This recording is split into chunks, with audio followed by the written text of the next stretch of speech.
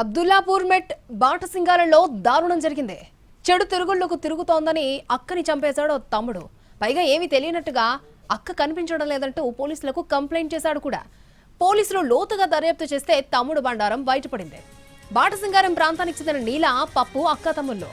కొన్నాళ్ల క్రితమే నీలా భర్త చనిపోయాడు. ఆ తర్వాత నుంచి ఆమె ప్రవర్తన మారింది. దీంతో అక్కను చంపేసి ఆమె శరీరాన్ని ముక్కలుగా చేశాడు. కొన్ని భాగాలను మసీద్పురా చెరువులో పడేశాడు. మరికొన్ని ముక్కలను పక్కనే ఉన్న చిట్టడవిలో పడేశాడు. ఆ తర్వాత అక్క కనిపించడం లేదంటూ పోలీసులకు ఫిర్యాదు చేశాడు. ఫిబ్రవరి 28 నుంచి నీలా కనిపించడం లేదని ఫిర్యాదులో తెలిపాడు పప్పు. కేసును దర్యాప్తు చేసిన పోలీసులు నీలాను, పప్పుని చంపినట్టుగా తేల్చారు. మసీద్పురా చెరువులో నీలా శరీర భాగాలను పోలీసులు గుర్తించారు.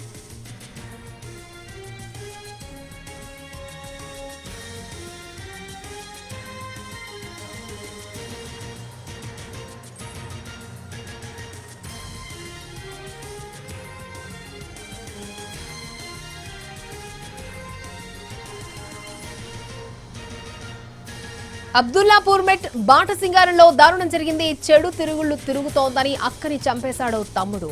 పైగా ఏమీ తెలియనట్టుగా అక్క కనిపించడం లేదంటూ పోలీసులకు కంప్లైంట్ కూడా చేశాడు. పోలీసులు లోతుగా దర్యాప్తు చేస్తే తమ్ముడు బండారం బయటపడింది. బాటసింగారం ప్రాంతానికి చెందిన నీలా, పప్పు అక్క తమ్ముళ్ళు. కొన్నాళ్ల క్రితమే నీలా భర్త చనిపోయాడు. ఆ తర్వాత నుంచి ఆమె ప్రవర్తనలో మార్పు వచ్చింది. దీంతో అక్కను చంపేసి ఆమె శరీరాన్ని ముక్కలుగా చేశాడు. కొన్ని భాగాలను మసీద్పురా చెరువులో పడేశారు. మరికొన్ని ముక్కలను పక్కనే ఉన్న చిట్టడవిలో పడేశాడు.